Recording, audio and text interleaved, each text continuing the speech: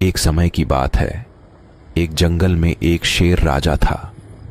वह अपने जंगल का सर्वश्रेष्ठ और अधिकारी था। उसकी बहादुरी और शक्ति के कारण उसे जंगल का सर्वोत्तम शेर माना जाता था। उसके पास एक बड़ा सिंहासन था जहां वह अपनी राजधानी में बैठता था। शेर राजा अपने प्रजा की रक्षा करते थे और जंगल का क्रांतिकारी भी होते थे। एक दिन जंगल में एक भयंकर शेर आया। वह शेर राजा की सत्ता को छेड़ने का निर्णय लेने के लिए आया था, लेकिन शेर राजा ने अपनी बहादुरी से उसे हराया और अपनी सत्ता को सुरक्षित रखा। शेर राजा ने उसे जंगल से बाहर निकाल दिया और अपनी प्रजा को फिर से सुरक्षित बनाया। इसके बाद शेर राजा की बहादुरी और साहस ने उसे जंगल के राजा के रूप में और भी प्रसिद्ध बना दिया।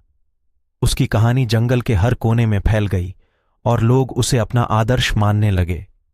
इससे साबित होता है कि साहस, विश्वास और बहादुरी सफलता की कुंजी होती है।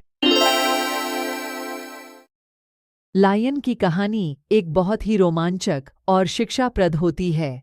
यहाँ एक छोटी सी कहानी है। एक जंगल में एक शेर राजा था।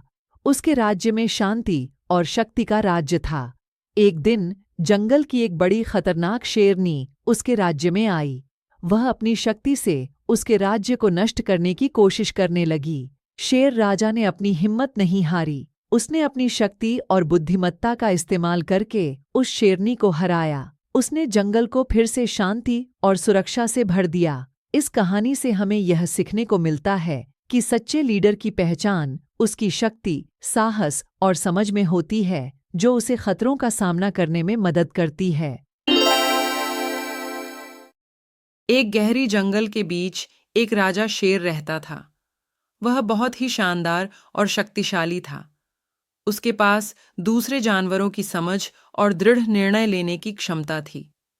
उसका राज्य उत्तम से उत्कृष्ट था और सभी जंगल वासियों का सम्मान उसे मिलता था। एक दिन शेर ने जंगल में एक बहुत ही विशालकाय भालू देखा। भालू को देखकर शेर को अचानक उसके बारे में कुछ विचार आए।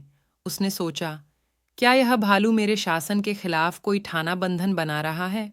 इस ख्याल ने उसके मन को परेशान कर दिया। शेर ने तत्काल उस भालू को पकड़ने का निर्णय लिया और उसके खिलाफ आक्रमण करने के लिए अपने सेना को संगठित किया।